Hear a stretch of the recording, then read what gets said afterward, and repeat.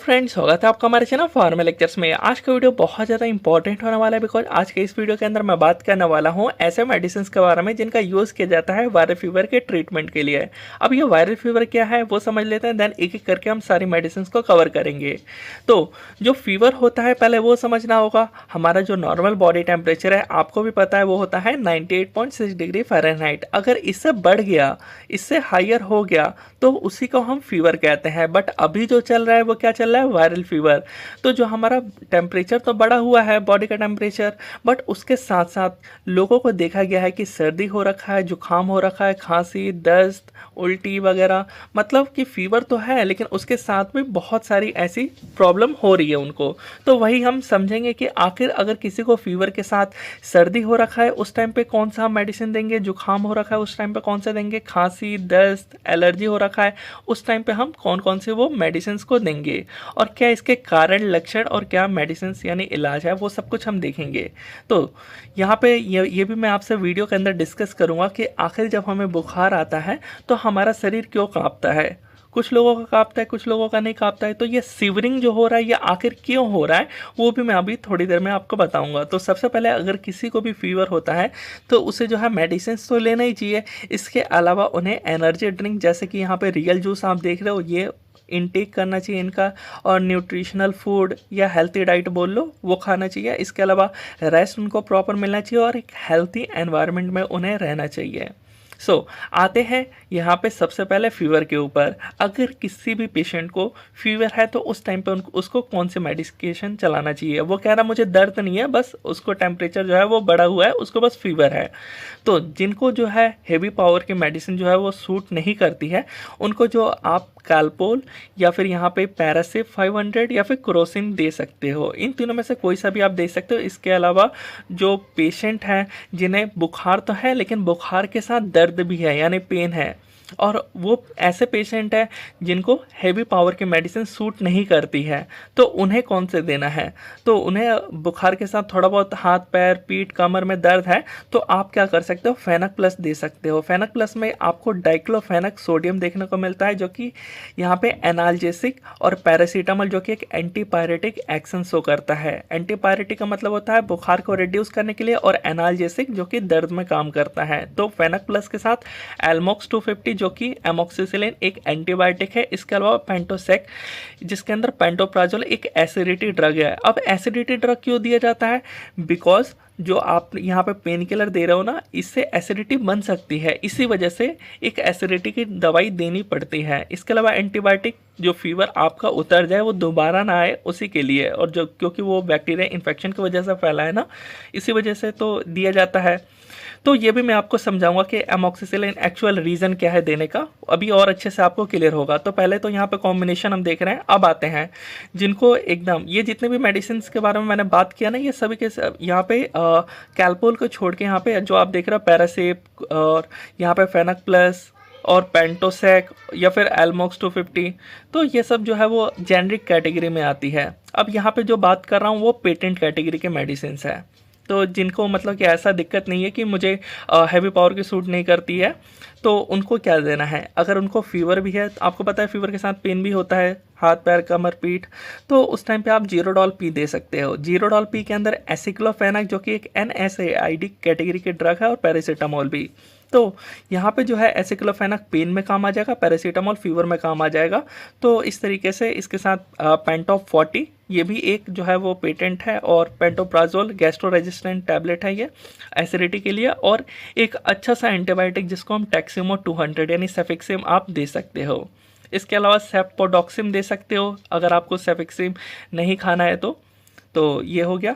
इसके अलावा हम बात कर रहे हैं अगर कोई पेशेंट है जिसको फीवर तो है लेकिन उसको बॉडी पेन जो है बहुत ज़्यादा है, उस टाइम पे जो है जीरोडॉल SP देना है, यानी एसिक्लोपेनाक सेरेटोपेप्टाइडेस और पैरासीटामोल के कॉम्बिनेशन के साथ, क्योंकि उसको चोट वोट भी लगी हुई मतलब सूजन वगैरह में भी काम आ जाता है सेरेटोपेप्टाइडेस, और हेवी पेन जो हम बोलते हैं उस टाइम पे। तो इसके साथ भी पेंटॉप 40 और टैक्सिमो जिसके अंदर सेफिक्सिम जो कि एक एंटीबायोटिक है, और एक बार फीवर उतर जाए दोबारा ना आए उसी के लिए एंटीबायोटिक दिया जाता है। तो वो भी अभी आपको और अच्छे से क्लियर होगा जैसे जैसे यहाँ पे मैं आपको समझा रहा हूँ। अब आते हैं यहाँ पे मेन मेडिसिन फॉर फीवर, यानी अगर आपको जो फीवर है उसकी मेडिसिन और साथ में ठंड लग रहा है, यानी ठंड लग रहा है यानी सिवरिंग हो रहा है। तो इसको थोड़ा सा समझ लेते हैं यहाँ पे हम लोग कि आखिर ये सिवरिंग क्यों हुआ, हमारी शरीर जो है वो कांपता क्यों है, क्या होता है, हमें फीवर क्यों आता है। हमें फीवर आने का रीज़न होता है कि जो बैक्टीरिया, प्रोटोजोआ और यहाँ पे वायरस, ये सब जब अटैक करते हैं, हमारे बॉडी के अंदर एंटर करते हैं, तो हमारे बॉडी के अंदर की जो इम्यूनिटी है ना वो एक्टिव हो जाती है। अब वो इनको किल करने लगती है, मारने लगती है। अब ये मारती है तो उस टाइम पे जो हमारी सेल्स, आपको पता ही है, काफ़ी डरपोक होती है। सिर्फ जो इम्यूनिटी है वो स्ट्रांग होती है, वो इनसे फाइट करती है। तो जो सेल्स होती है वो डरती हैं, इसी वजह से उन डर के मारे उनके अंदर से साइटोकाइंस, TNF अल्फा, वो सब रिलीज हो जाते हैं। और वो जब सेल्स के अंदर से रिलीज होता है ना, तो ये वाला पोर्शन जो हमारा ब्रेन का है, हाइपोथैलेमस, यहाँ पे आके एक्ट करते हैं, इसको ट्रिगर करते हैं। तो इसको पता चल जाता है कि हमारे बॉडी में कुछ हलचल हो रहा है, जो बाहर से बैक्टीरिया, प्रोटोजोआ ये सब आए हुए हैं। तो ये क्या करता है, ये इसी का काम होता है हमारे बॉडी के टेम्परेचर को रेगुलेट करने का, और ये टेम्परेचर बढ़ा देता है। बढ़ाता कैसे है, हमें कपकपी दिला करके, यानी जब हमें सिवरिंग होगा तभी तो हमारी बॉडी जो है वो हीट प्रोड्यूस करेगी, जिससे ये किल हो पाए। इसी वजह से हाइपोथैलेमस जो है वो हमें सिवरिंग दिलाता है और हमारा बॉडी का टेम्परेचर राइज हो जाता है। जो नॉर्मल बॉडी का टेम्परेचर चल रहा था वो अब बढ़ चुका है। तो अब आपको समझ आ गया होगा कि हमें कपकपी क्यों होती है, हमारा बॉडी का टेम्परेचर आखिर क्यों बढ़ता है। वो सिर्फ इन बैक्टीरिया को किल करने के लिए जो ये हाइपोथैलेमस है वो काम करता है इस तरीके से। तो अब आपको यहाँ पे सब कुछ क्लियर हो गया। और इसी जो बैक्टीरिया है, इसी की वजह से तो हम एंटीबायोटिक्स देते हैं ताकि इसको किल कर दे, ताकि हमें जो है वो बार बार फीवर ना आए। तो आते हैं, अगर किसी को ठंड लग रहा हो तो उस टाइम पे जो है वो जीरोडॉल पी तो आपको देना ही है, जो कि बुखार के लिए है, और पेंटोफॉर्टी एसिडिटी के लिए है। और यहाँ पे डेक्सोना आप दे सकते हो, डेक्सामेथासोन, जो कि मेरे ठंड को कम करेगा, और इसके साथ जो है एक एंटीबायोटिक दे सकते हो। मैंने आपको बता दिया जिनको सेफेक्सिम से मतलब एलर्जी वगैरह है, जिनको टैक्सिमो 200 नहीं चाहिए, वो सेपोडॉक्सिम ले सकते हो। ये एंटीबायोटिक होता है सेपोडॉक्सिम। अब आते हैं यहाँ पे, अगर किसी को फीवर है, उसके साथ उसको जुकाम है यानी कोल्ड हो रखा है, तो आपने देखा होगा कि सर्दी जुकाम के साथ फीवर पेशेंट आते रहते हैं। तो इनको क्या देना है, इनको आप सिनारेस्ट दे सकते हो, जिसके अंदर पैरासीटामोल देखने को मिल जाएगा बुखार के लिए, और फेनाइल एफ्रीन देखने को मिल जाएगा। इसके अलावा क्लोरफेनिरामीन देखने को मिल जाएगा, जो कि मेनली एलर्जी, ये जो कोल्ड होता है वो एलर्जी की वजह से हुआ है, तो एलर्जी के लिए यहाँ पे डाला गया है फेनिरामीन और क्लोरफेनिरामीन, फेनाइल एफ्रीन और क्लोरफेनिरामीन। अब आते हैं, इसके साथ ही आप जो है वो पेंटोफॉर्टी और लिवोफ्लॉक्स, जो कि एक एंटीबायोटिक है, लिवोफ्लॉक्सासिन, इसके अंदर सॉल्ट देख रहे हो, ये काम करता है एंटीबायोटिक की तरह। या फिर आप सिनारेस्ट की जगह पे विकोरिल 10 दे सकते हो, इसके अंदर भी आपको यही सॉल्ट देखने को मिलेगा, बिकॉज जो दवाई का काम करते हैं वो सॉल्ट ही काम करते हैं, पैरासीटामोल, फेनाइल एफ्रीन और क्लोरफेनिरामीन। तो यहाँ पे आप दोनों में से कोई एक देना, इसी वजह से ये मार्क दिया हुआ है। अब आपको समझ आ गया होगा। और इसके अलावा अगर हम बात करें, किसी को फीवर है, उसको जो है कोल्ड है और ठंड भी लग रहा है, तो उस टाइम पे आप सिनारेस्ट या विकोरिल में से कोई एक दोगे, उसके साथ डेक्सोना, पेनफॉर्टी और लिवोफ्लॉक्स। अब आपको समझ आ गया होगा, जो सिनारेस्ट है उसका मेन काम है कि बुखार और जो एलर्जी है उसको ठीक करे। इसके साथ जो पेंटोफॉर्टी ये दिया ही जाता है गैस के लिए, कि गैस ना बने, जो मेडिकेशन है इनसे, और लिवोफ्लॉक्स जो कि एक एंटीबायोटिक, और डेक्सोना जो कि सिवरिंग यानी ठंड में काम करेगा। अब ऐसे पेशेंट जिनको जो है फीवर भी है और लूज मोशंस भी है, और उनको कुछ ऐसे पेशेंट्स होंगे जिनको हैवी पावर की नहीं चाहिए होती है, तो उनको फेनक प्लस आप दे दो, अदरवाइज जीरोडॉल पी। तो इन दोनों में से कोई एक ही देना है। यहाँ पे आप देख रहे हो डाइक्लोफेनक सोडियम और पैरासीटामोल एक एंटीपायरेटिक और एनाल्जेसिक का कॉम्बिनेशन है दोनों में ही, तो कोई सा भी आप दे सकते हो। उसके साथ इन दोनों में से किसी एक को देना है, उसके साथ नॉर्फ्लॉक्स TZ दे दो, जिसके अंदर आपको नॉर्फ्लॉक्सासिन और टिनाडाजोल और यहाँ पे लैक्टिक एसिड बैसिलस देखने को मिल जाएगा, जो कि एक प्रोबायोटिक होता है।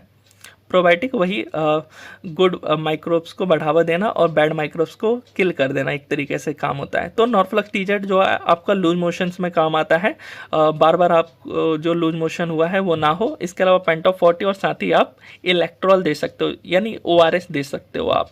तो ORS का क्या काम होता है, जब आपका लूज मोशंस हो रहा है, तो लूज मोशंस की वजह से आपको जो है शरीर कमज़ोर हो जाता है, पानी की कमी हो जाती है, तो ये जो ORS है ये पानी की कमी को पूरा करेगा। अब आपको आपको समझ आ गया होगा कि डॉक्टर आखिर लूज मोशन है तो उस टाइम पे ओआरएस या इलेक्ट्रॉल क्यों देता है। और इलेक्ट्रॉल ओआरएस दोनों एक ही है, देख रहे हो ना, इसके अंदर भी ओआरएस ही है। तो इसी वजह से देता है कि पानी की कमी, इलेक्ट्रोलाइट का इम्बैलेंस जो सोडियम पोटेशियम क्लोराइड का हो चुका है वो दोबारा रिस्टोर हो और पानी की कमी फुलफिल हो, जिससे आपको कमजोरी ना हो। नेक्स्ट बात कर लेते हैं जो कि हमारा लास्ट है, जो कि फीवर के साथ अगर कफ हो चुका है यानी खांसी आ रही हो, तो चाहे सूखी खांसी हो या बलगम वाली खांसी हो, आप ग्रेलिंगटस का यूज़ कर सकते हो। ग्रेलिंगटस के अंदर ना आपको सारे वो मेडिसिन देखने को मिल जाएंगे जो कि एक सूखी और बलगम वाली खांसी के लिए ज़रूरी होता है। तो यहाँ पे डेक्सोमिथोरफिन आप देख रहे हो, और क्लोरफेनिरामिन देख रहे हो, गुआफेनेसिन आप देख रहे हो, अमोनियम क्लोराइड देख रहे हो।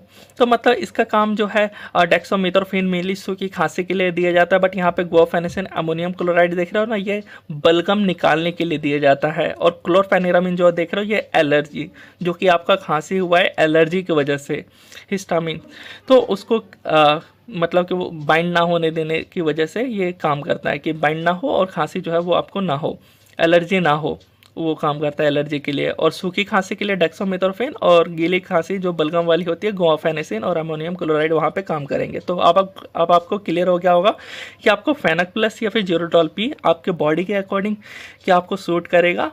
अगर मतलब कि हैवी पावर का तो जीरोडॉल पी आप यूज़ करना चाहिए, नहीं तो आप फेनक प्लस लीजिए और उसके साथ ये पेंटो 40 और ये खांसी के लिए ये ले सकते हो। तो आई होप आपको ये वीडियो अच्छा लगा तो हमारे इस वीडियो को लाइक करें, हमारे चैनल को सब्सक्राइब करें। ऐसी इंटरेस्टिंग वीडियो आती रहती है। तो मिलता है नेक्स्ट वीडियो में।